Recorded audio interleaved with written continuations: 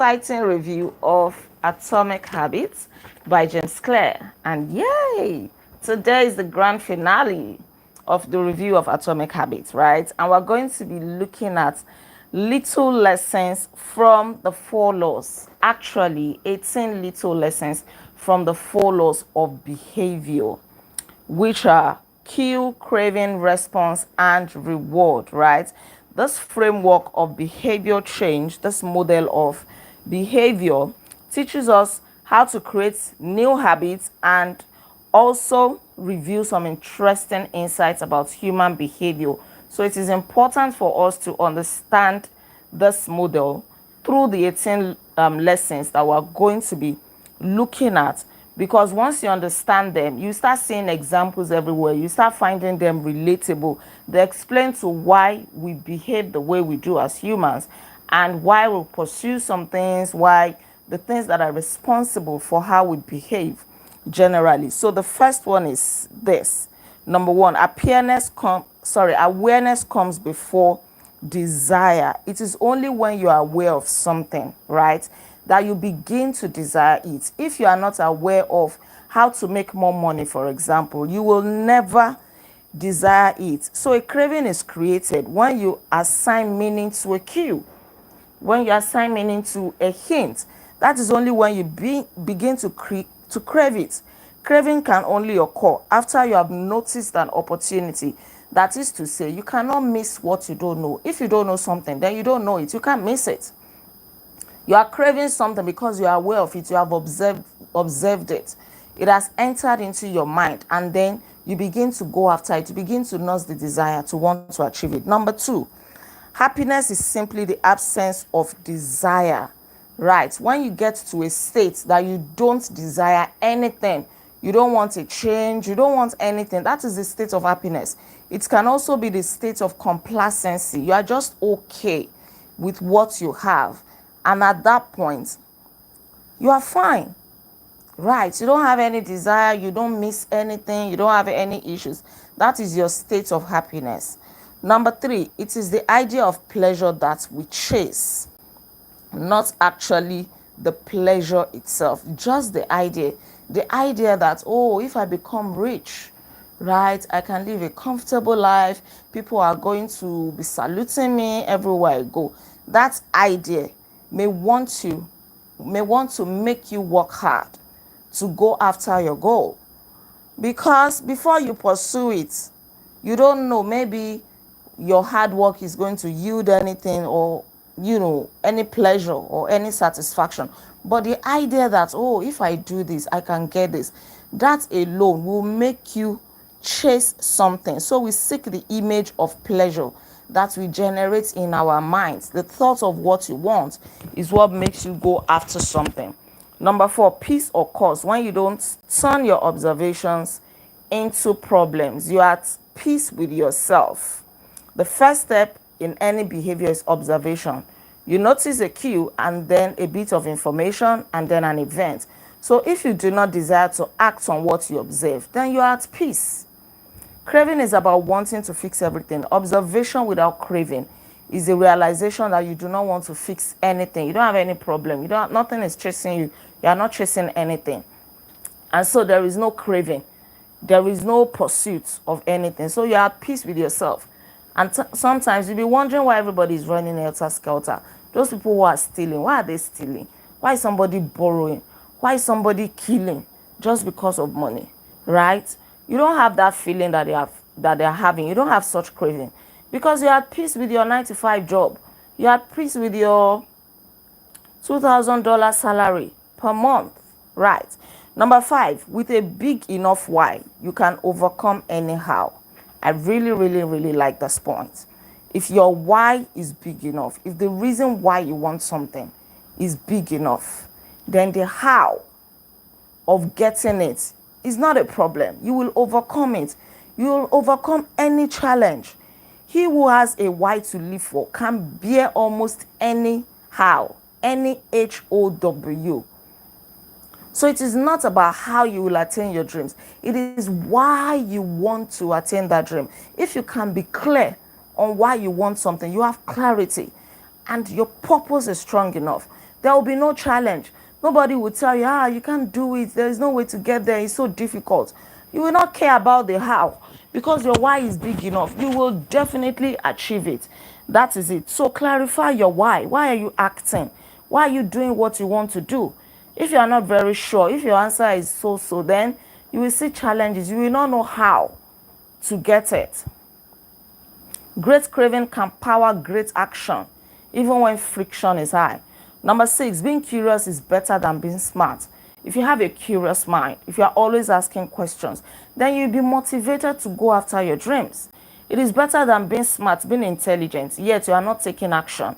You know what to do, but you are not doing it.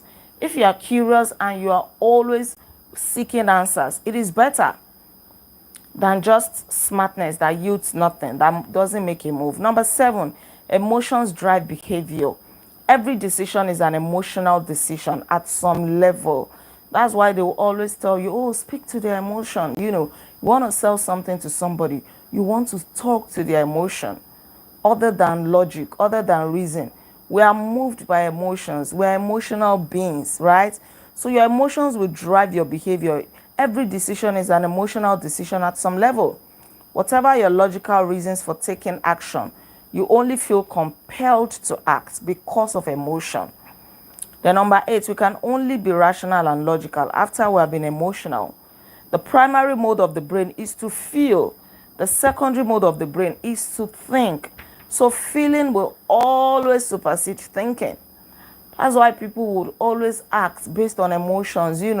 Sometimes we do away with reason, we do away with logic, we do away with what makes sense, and then we're just driven by emotion.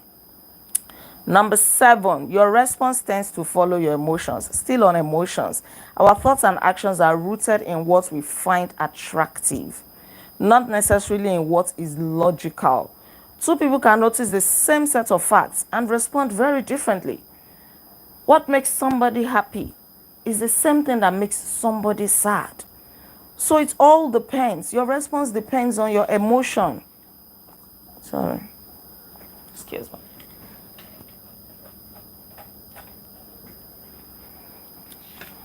Number 10, suffering drives progress. The source of all suffering is the desire for a change in state. You always want more. This is also the source of all progress.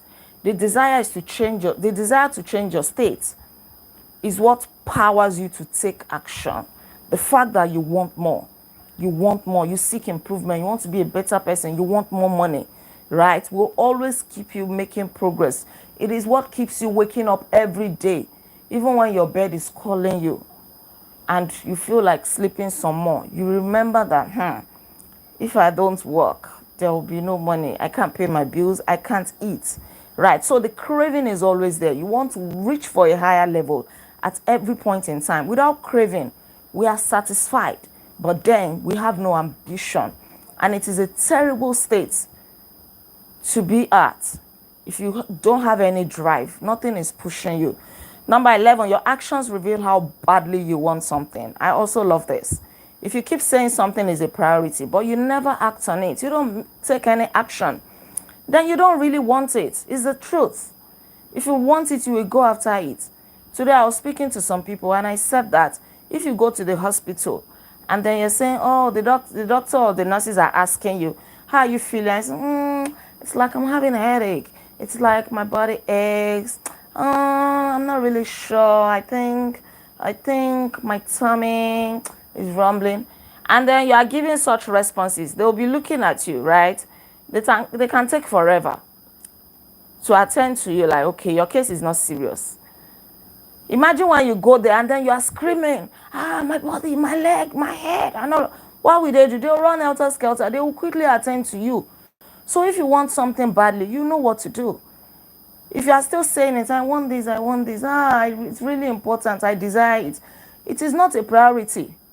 If you don't go after it, it means you don't really want it. Your action will always reveal how badly you want something, how desperately you want it. It is time to have an honest conversation with yourself. Your actions reveal your true motivations. Enough of talking.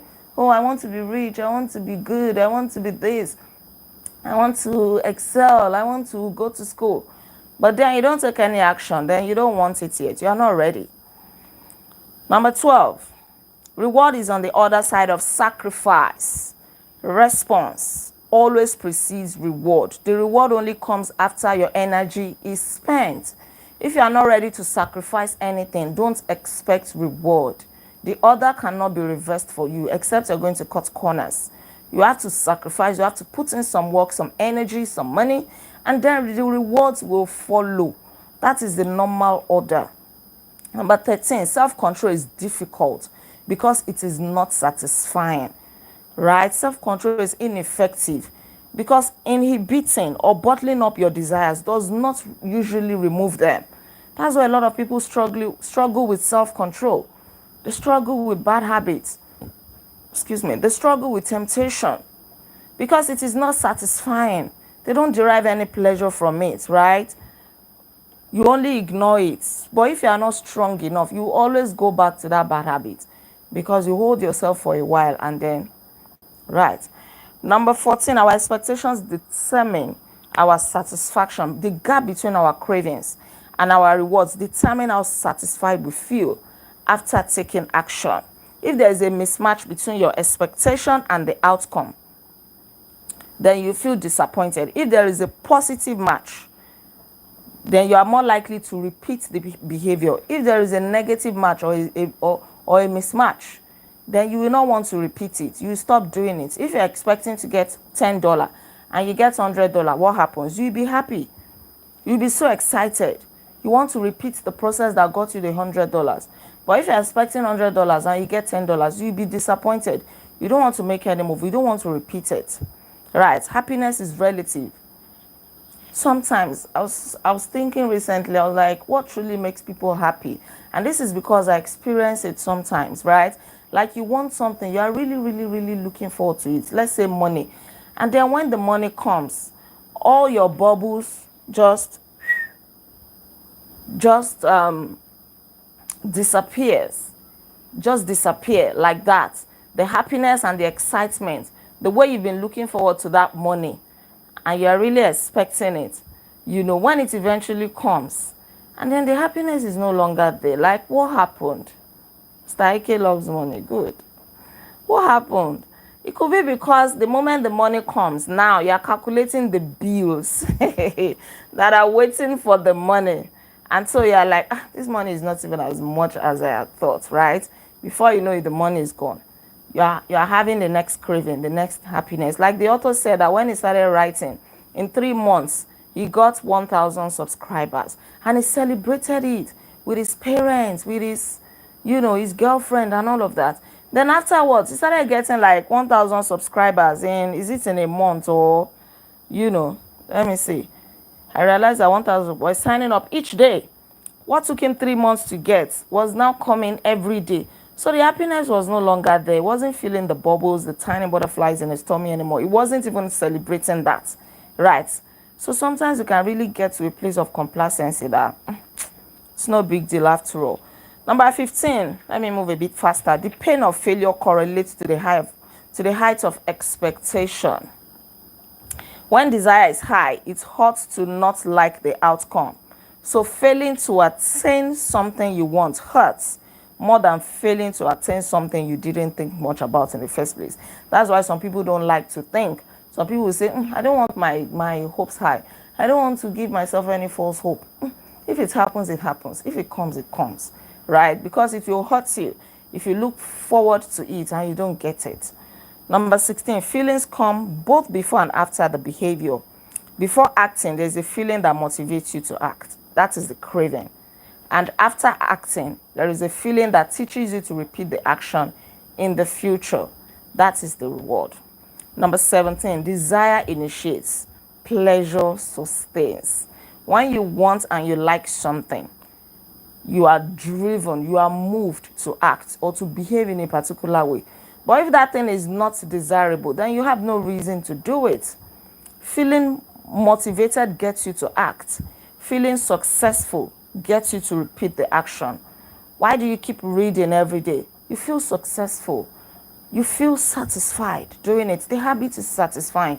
So you always want to repeat it. But if it is not satisfying, then you lose the motivation to repeat it. So make your habit attractive, obvious, easy, and satisfying. Number 18, the last but not the least, hope declines with experience and is replaced by acceptance. The first time an opportunity arises, the first time probably something you've been looking forward to gets into your hand, there is this hope that the thing could be yours before it gets into your hand, rather. There is the hope you are looking forward to it. You get a new job, you are looking forward to the salary, right? The second time you get your salary, what happens? It is no longer a promise. It is no longer something that you are looking forward to. You are now living in the reality that, oh, your salary is 100,000 naira. Your bills are already waiting, 60,000. Your tithes, 10,000. You are left with 30,000. Maybe you want to save 10,000. You are left with 20,000.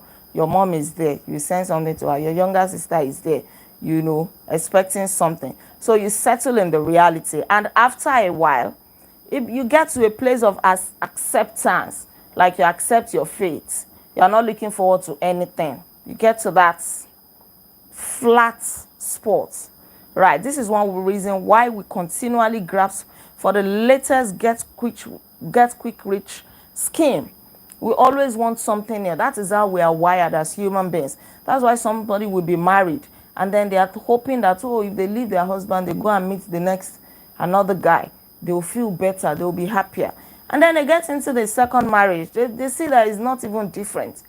And then they are soon tired. They want to get into the third one, right? As human beings, be patient. Take your time. It is about the system. You have to find a way to enjoy your habits, to enjoy whatever you're doing. Jumping from one place to another will not really bring happiness if you have not learned to create happiness, to find joy in the simple things of life.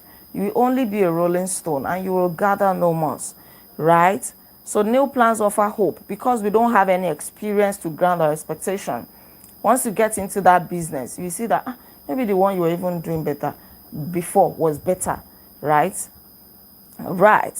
In the beginning, hope is all you have. But after a while, you settle with your reality and then find a way to just enjoy what you have. Thank you so much. Thank you. Wow. I can say we have officially, I've been saying officially for like for like 2 days now, but we are done now. We are done now with Atomic Habits. Right. Congratulations. Woo! I feel so happy. It's been a long read, right? But we made it through. We made it. Congratulations to everybody. Well, who has been so consistent. Thank you so much. Thank you so much. There is a way you can apply the ideas in this book to your business. Go and download it from atomichabits.com/business. And if you want to apply the ideas to parenting, go to atomichabits.com/parenting. Thank you, everybody. Congratulations to you all. God bless you all, right? You've been so consistent. You've done so well. Give yourself a round of applause where you are. Thank you, and God bless you too. Good night. We're going to meet on Monday with another book, right? You know already, right? I'll see you on Monday. Don't forget to like this video, share your comments with me, and please subscribe to this channel in case you're yet to subscribe. I remain Olaide Agbaje, also known as First Lady, and on this channel, I inspire you to live intentionally. I'll come your way again by God's grace. Until then, be intentional. Bye. Thank you. I will be intentional. Good night.